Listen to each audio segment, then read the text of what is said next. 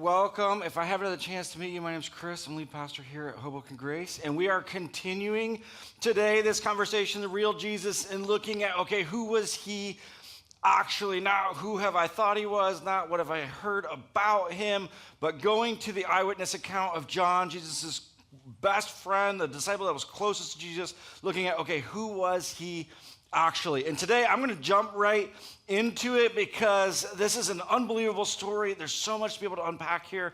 And there's something in particular that I want for you to be able to see. And I think this is one of those moments where Jesus really does open the door for us to be able to know and see and understand the Father in a way that we do not typically understand, in a way that is very difficult. Even after we move through the story, it's going to be difficult for you to be able to actually believe this about the Father. So let's jump right into it. It starts off and it says this. It says, now a man named Lazarus was sick. Some of you know the story of Lazarus. He was from Bethany, the village of Mary and her sister Martha.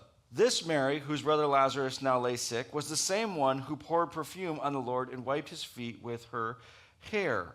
So the sisters sent word to Jesus, Lord, the one you love is sick. So it starts off, John begins the story of Lazarus, and he points something out that's really significant. He says, okay, understand this individual named Lazarus, his sister is actually the one who poured perfume on Jesus' feet and wiped it with her hair. This incredible moment of her both foreshadowing his death and burial and resurrection. And also, you just see, as you see the story of Mary over and over again, you see she just has this profound love and worship for Jesus, just a recognition of his glory and how significant he is. As a matter of fact, there's another story of Mary and Martha and Jesus visits their home.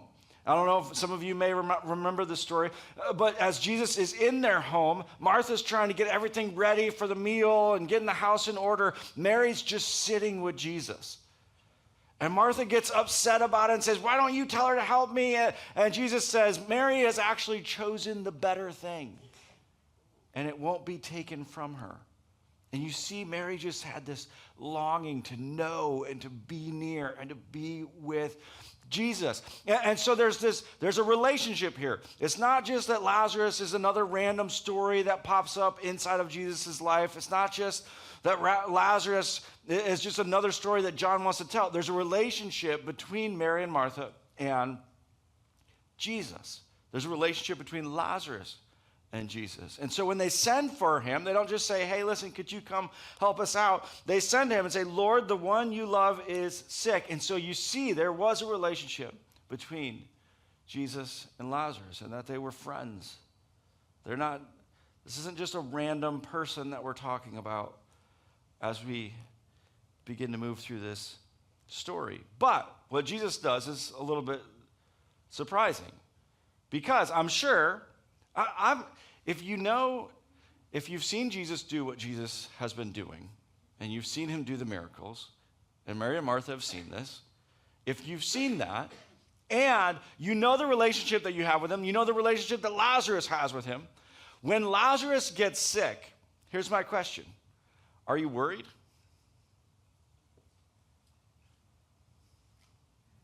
Probably not. You're probably thinking, well, we'll just send for Jesus. We know what he can do. We know what he does. This isn't going to be a problem.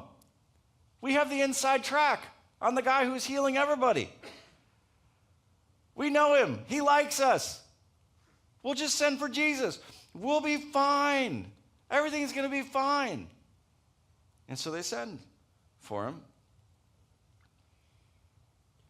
When he heard this, Jesus said, this sickness will not end in death. And then he says something interesting. We're going to come back to it. It says, no, it is for God's glory, so that God's Son may be glorified through it. Jesus loved Martha and her sister and Lazarus, yet when he heard that Lazarus was sick, he stayed where he was 2 more days. So they send for him, and I really do think they're thinking, this isn't going to be a big deal. Even if he gets worse, it's going to be fine. Jesus is going to show up. It's going to be okay. We know he can heal. Then they send for him. and he decides not to come.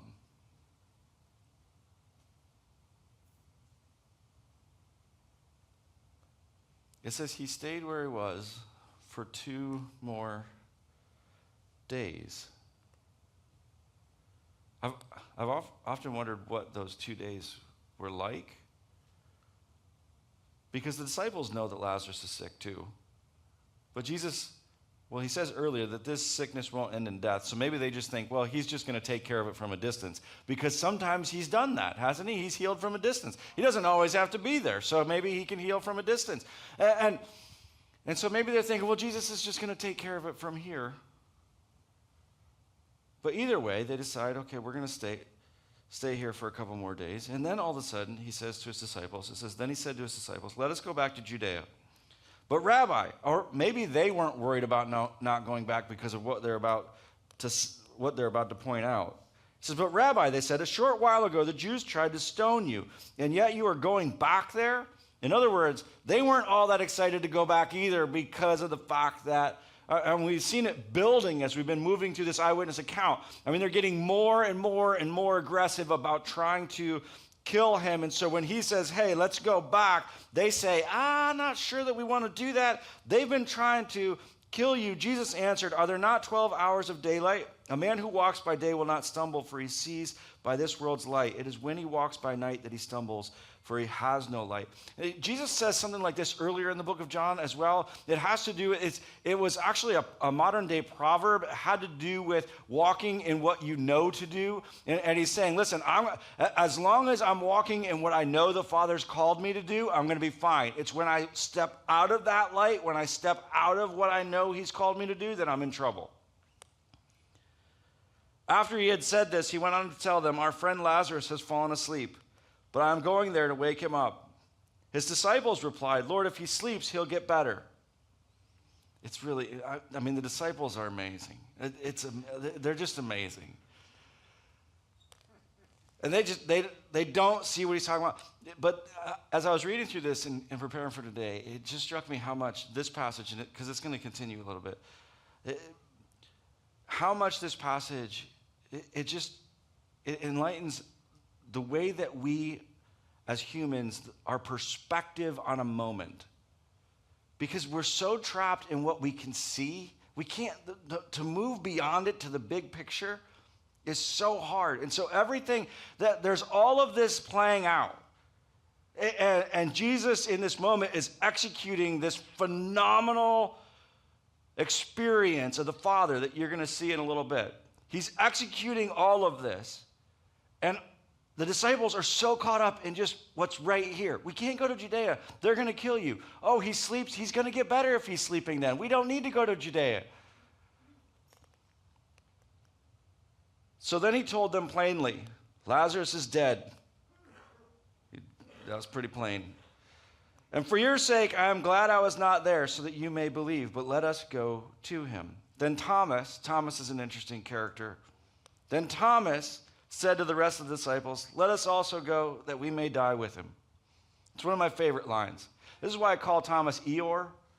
This is such an Eeyore statement.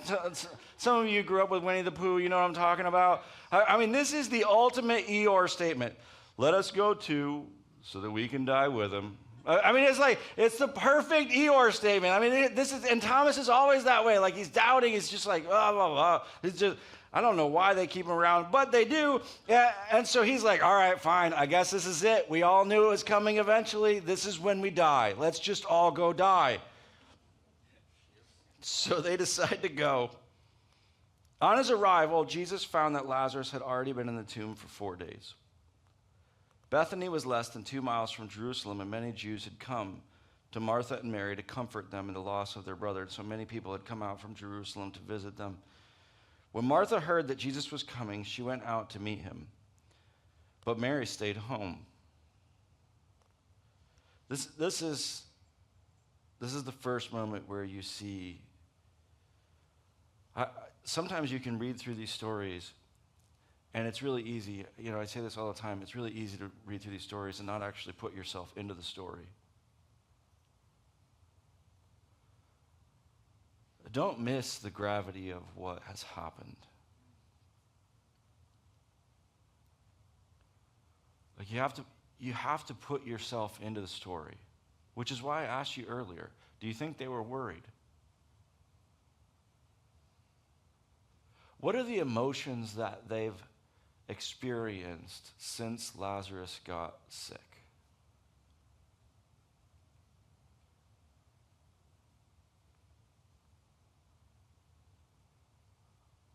First, he gets sick. And I'm sure at the beginning they're just trying to get him well. But then it gets worse. And so they decide to send for their friend that they know can heal him.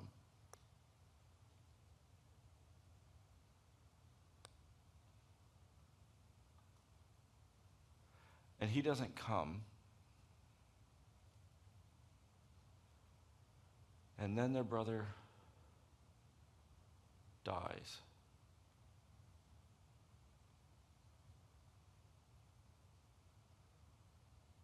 He's been in the tomb by the time Jesus got there for 4 days. What do you think those 4 days were like?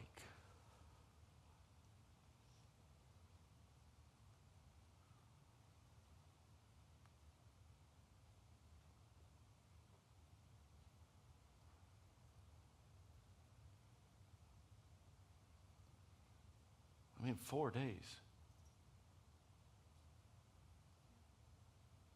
It's not like Jesus showed up 15 minutes after he died. 4 days.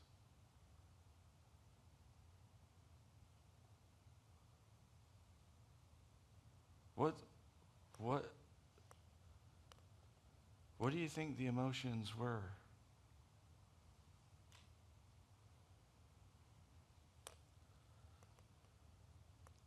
This moment is telling because Jesus arrives, or at least news of his arrival reaches Mary and Martha.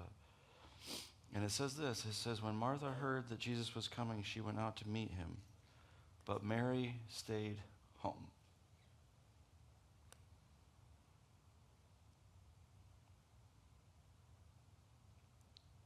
The one who couldn't be pried away from his feet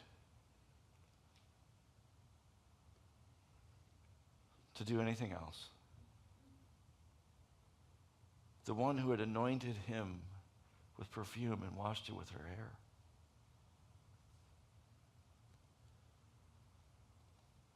Decides to stay home.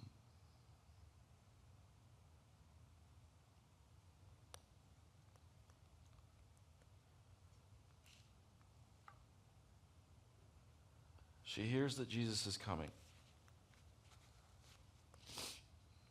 And she says, I'm good. I mean, can you imagine what she's experienced?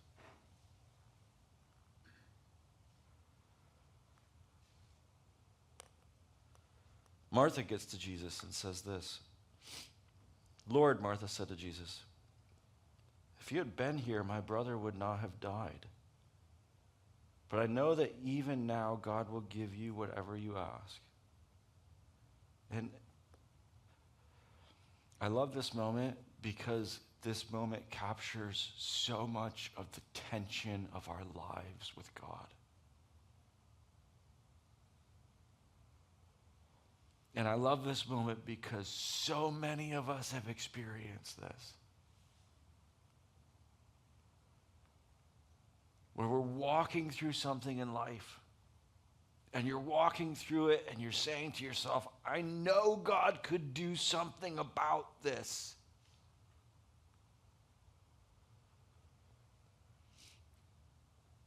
And the other thing I love about this is that in this moment, you don't see someone who's given up on their faith.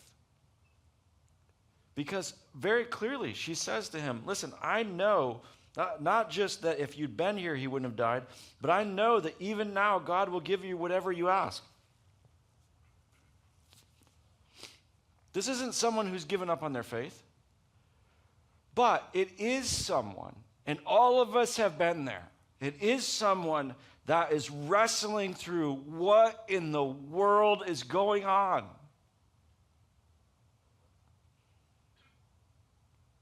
And I haven't given up on God, but God, I don't understand you at all.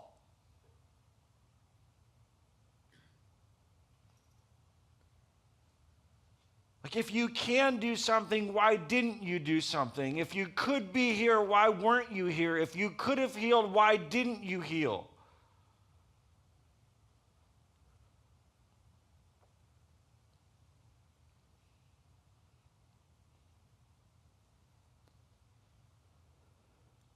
And I love this about this story because, one, from the beginning, Jesus was very intentional about the fact that this story is very intentional.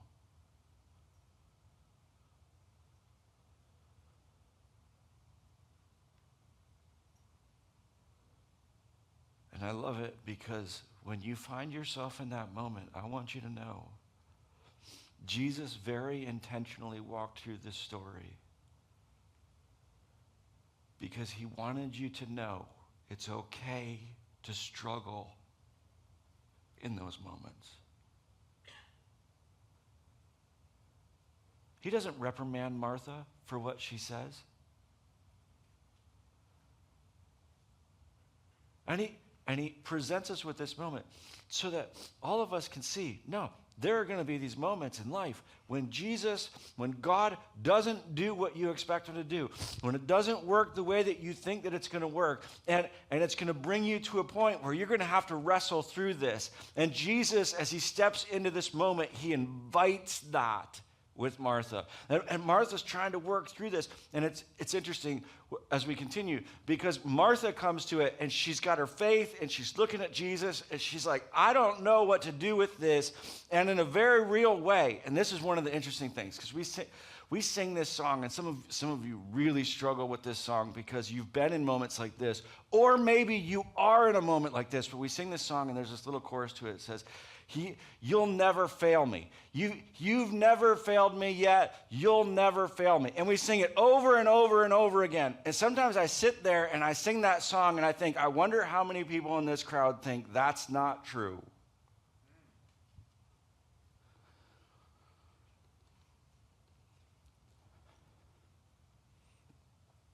Because Lazarus died. And if you had been here, he wouldn't have died.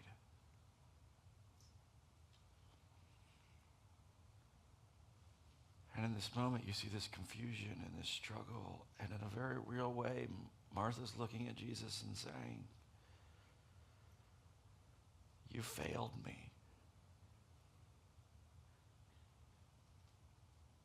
You failed me.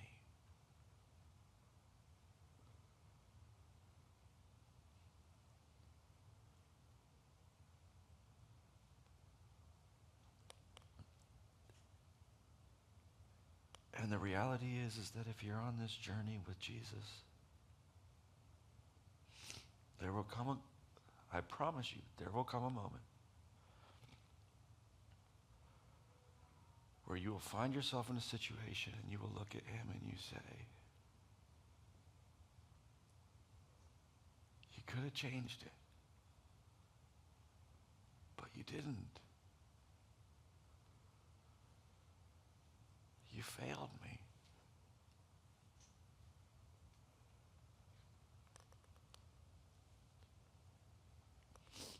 And then it continues. Jesus said to her, your brother will rise again. Martha answered, I know he will rise in the resurrection at the last day. Now, believe it or not, I think this is the most important part of the entire story. Because Jesus says to her, your brother will rise again. And Martha says, yeah, listen, I know, I get it. And I love this too because it's so relatable. It's so relatable because when you find yourselves in this situation, sometimes the worst people to hang out with when you find yourself in devastating situations is Christians, because they throw out all these ridiculous quotes that make you want to punch them in the face. And you're like, I don't want to hear it again. Like, I don't want to hear, like, okay, yeah, whatever. Like, yeah, I know, I get it. And I think you see that playing out right here in this moment. Because Jesus, like, your brother will rise again. Martha's like, I know. I get it. Yeah, I've heard it before. He's going to rise on the last day. Yeah, 57 people have said it to me already this morning. I don't want to hear it again.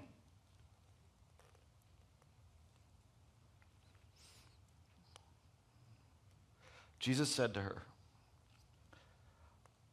I am the resurrection and the life. He who believes in me will live, even though he dies, and whoever lives and believes in me will never die.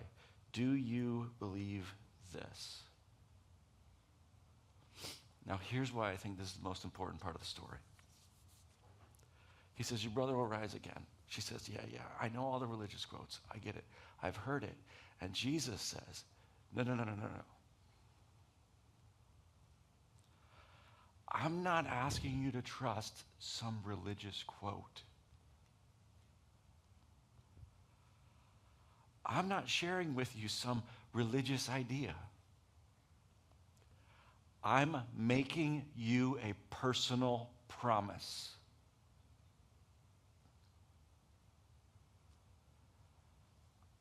I'm the resurrection and the life. I'm not asking you to just trust something that you've heard or people say to one another. No. I'm making you a personal promise. And here's my personal promise. I got you. This is so important. This is so important.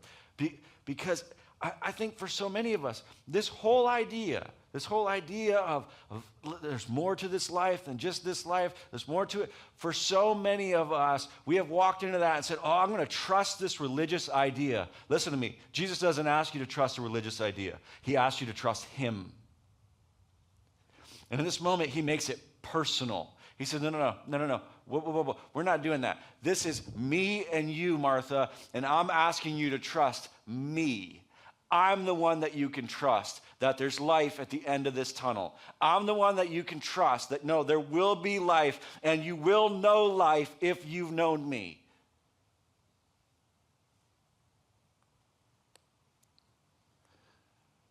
And so he takes this idea that for so long really had just been a religious idea, that there's more to it. And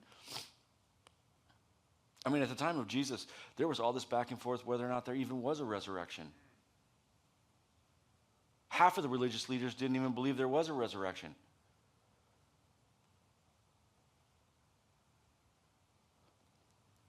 And Jesus says, no, I don't want you to believe that there's more to this than just this life. I don't want you to believe that I've got you because of something that people have said. No. You can trust me.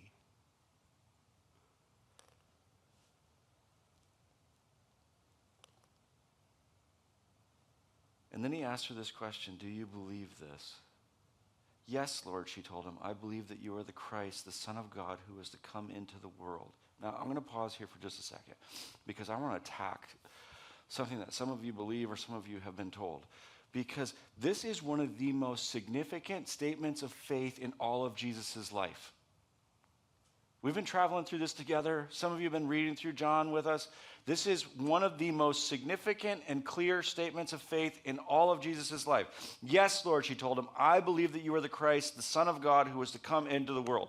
Not just that you're a great prophet, I believe that you are the Son of God, not just that you're the Son of God, I believe that you are the Christ. This is a phenomenal statement of faith. Now, here's why I share that with you.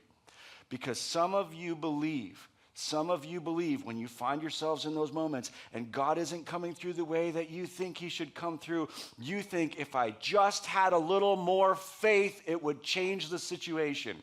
You can't have more faith than she demonstrates in this moment. And she demonstrates it after he dies. That is a lie. That if I just have a little more faith, I can manipulate God into answering my request the way I want it to be answered.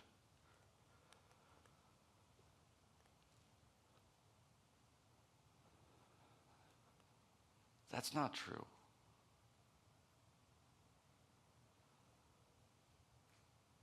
And And that's not what Scripture teaches.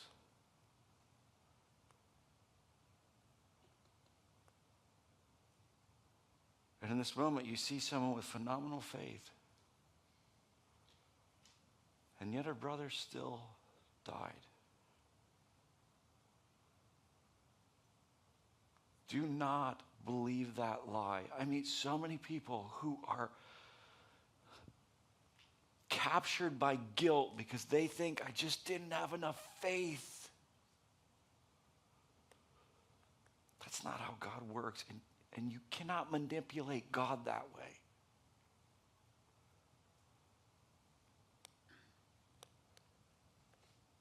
And so you see in this moment, it wasn't a lack of faith. And so Martha goes back to get Mary. It says, and after she had said this, she went back and called her sister Mary aside. The teacher is here, she said, and is asking for you. When Mary heard this, she got up quickly and went to go to him. And so now Jesus asked for her, so she says, okay, I'm going to go. Now Jesus had not yet entered the village, but was still at the place where Martha had met him. When the Jews who had been with Mary in the house comforting her noticed how quickly she got up and went out, they followed her, supposing she was going to the tomb to mourn there. When Mary reached the place where Jesus was and saw him, she fell at his feet and said, Lord, if you had been here, my brother would not have died. Now this one I think is a little bit different. Because as it continues, it says, when Jesus saw her weeping. And this is another one that I see frequently in moments like this. Because with Martha, I think it was very much like, you failed me. I thought that this was going to be able, I thought you were going to be able to. But with Mary, I think it's different. I think with Mary, everything was always a little more personal, wasn't it?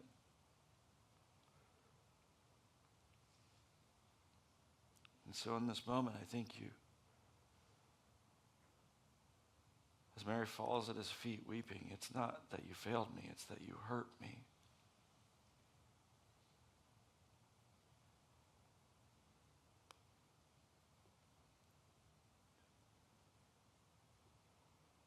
Have you ever felt hurt by God?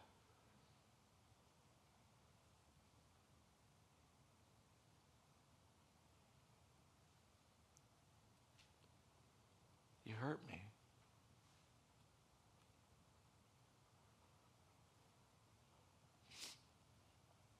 I thought we were close.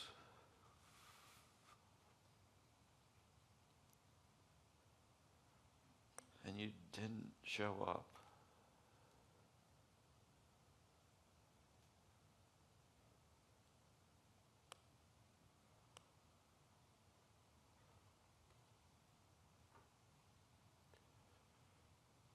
If you've never been there before, you will be.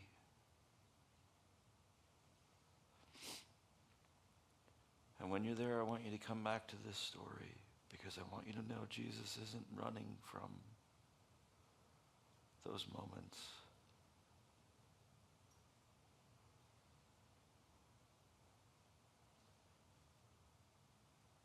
And he's not acting like that doesn't happen.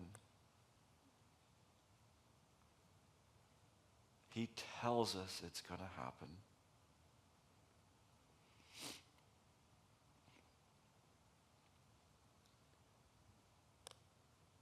And so Mary falls at his feet, weeping. Then the Jews had come along with her, also weeping. He was deeply moved in spirit and troubled. Where have you laid him? He asked. Come and see, Lord, they replied. And then you have this phenomenally famous passage.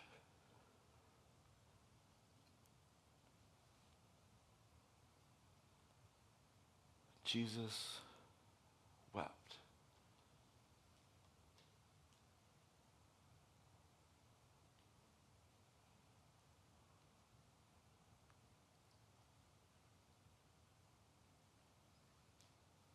Jesus wept.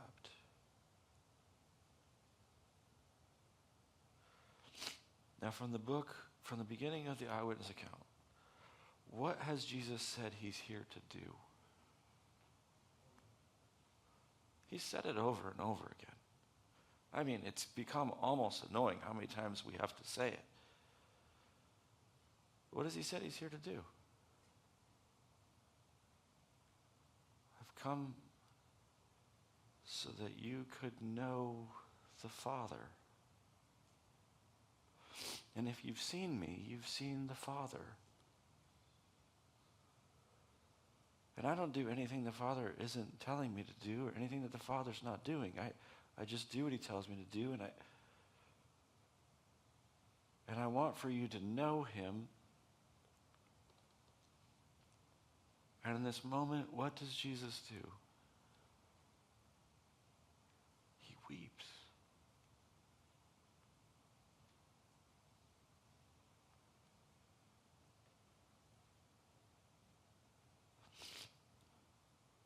What is the Father doing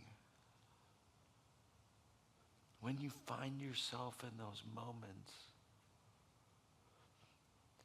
and you feel like he's failed you and you feel like he's hurt you? And you're asking, what are you doing? Jesus says you can know the Father if you've seen me. What is the Father doing?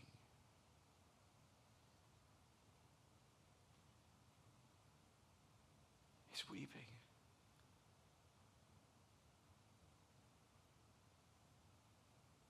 He's hurting with you. He's in it with you. And so many of us have this idea of God that he's distant and disengaged and he doesn't experience what you experience. My entire idea of this changed when I became a parent, because it is one thing to experience pain yourself. And even if you're not a parent, you know this. If you have someone that you love or that's close to you, sometimes you even experience this with your own parents, where it's one thing to experience pain yourself, but then it's another thing to be able to watch the one you love the most experience that pain.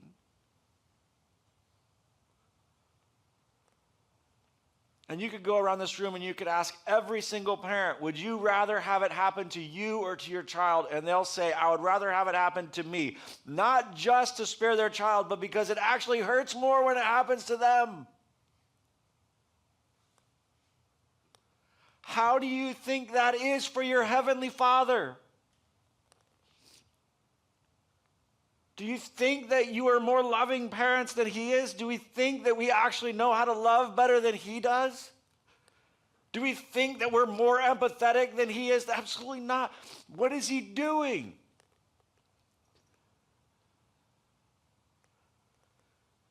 He's weeping.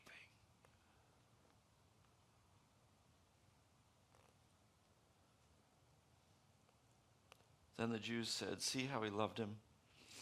But some of them said, could not he who opened the eyes of the blind have kept this man from dying? Everybody's asking the same question. This is one of the really interesting things that Jesus demonstrates that God can do that you can't. So Jesus knows what the end of the story is, and many of you have heard the story of Lazarus before, so you know what the end of the story is as well. Some of you haven't, which makes it so much better for you this morning. But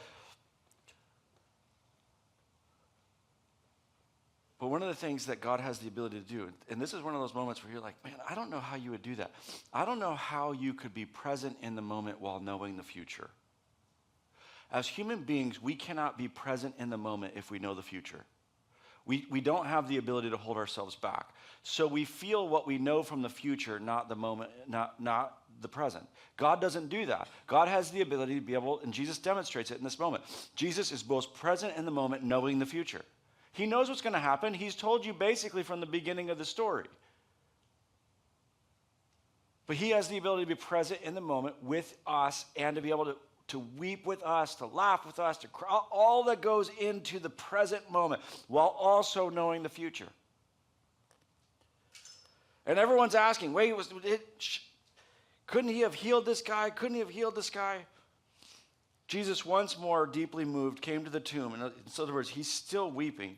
It was a cave with a stone laid across the entrance. Take the stone away, he said. But Lord, said Martha, the sister of the dead man, by this time there's a bad odor, for he's been there 4 days. Martha's very practical. If there's anything you know about Martha from the story, she's always very practical. So she's like, it's going to smell pretty bad. I don't think we want to do that. Then Jesus said, did I not tell you that if you believed, you would see the glory of God? So they took away the stone. Then Jesus looked up and said, Father, I thank you that you have heard me.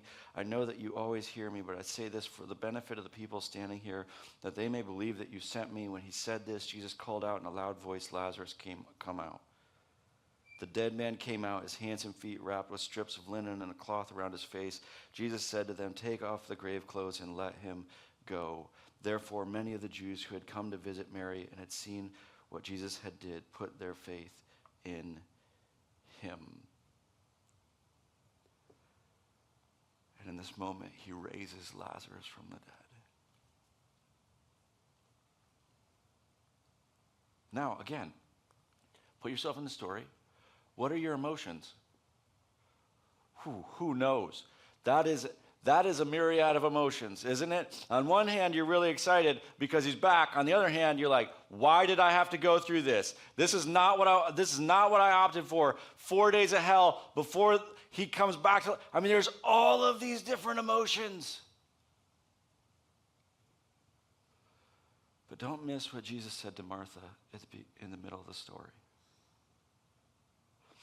He said, Martha, today, you move from just believing some random religious statement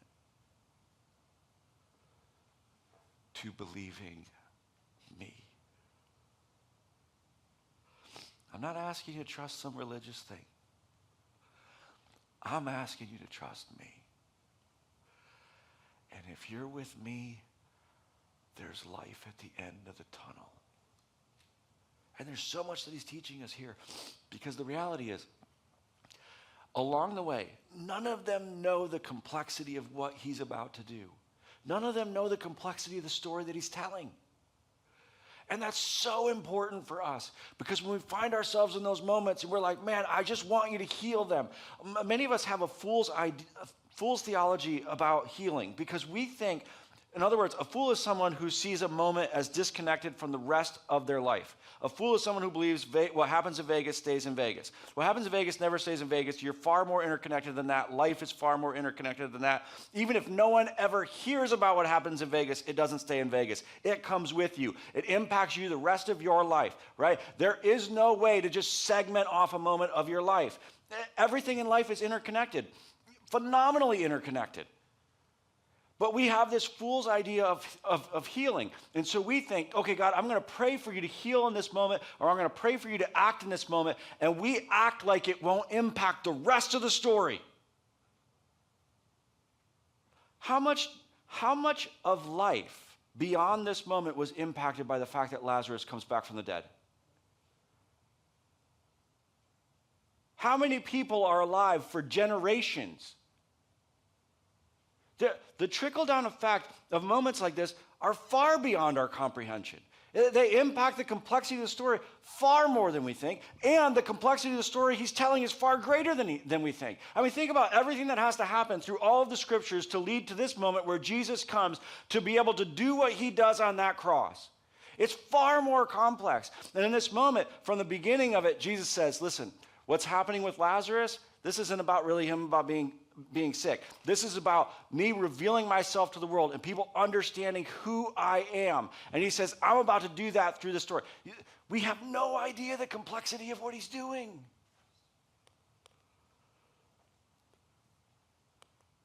But he says to us, if you trust me, not some religious statement, not something you heard somewhere. No. If you trust me, it's personal. If you trust me, there's light at the end of the tunnel. There's life at the end of the tunnel. But we're going to have to walk through some painful moments together. You don't have to walk through them alone.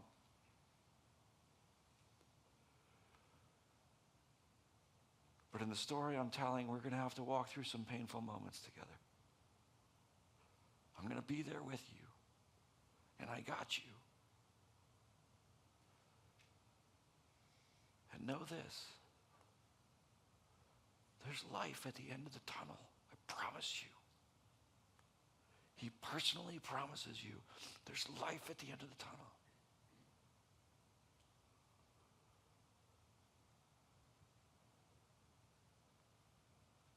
If you're here today and you find yourself in one of those moments, I want to invite you as the band comes back. They're probably not going to want to do a song, but we should do a song. Yeah, we'll do it. I went really long. But when I come back after being gone for a long time, they're like, who knows how long he'll talk. But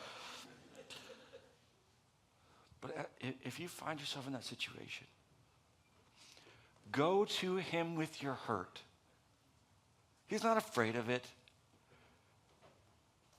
Go to him with that feeling that, man, I thought you would come through for me. I feel like you failed me. Go to him with that.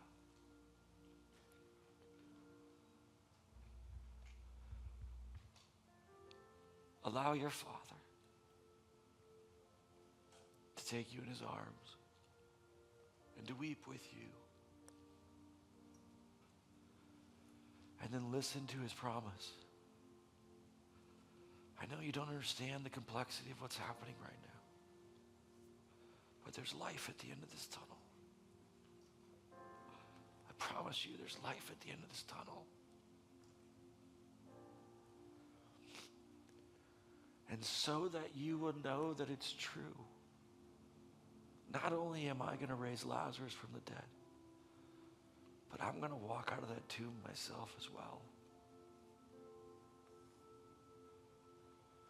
So that you'll never doubt. You may not understand the complexity, but you'll never doubt that there's life at the end of that tunnel. Jesus, I thank you for this phenomenal story.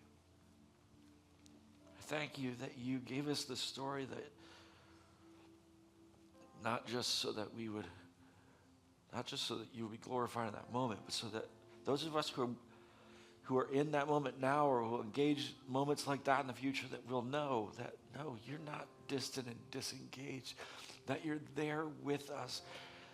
And we can't understand the complexity of it, but we can trust this. That you walked out of that tomb. That you got us. And there's life at the end of that tunnel. In Jesus' name.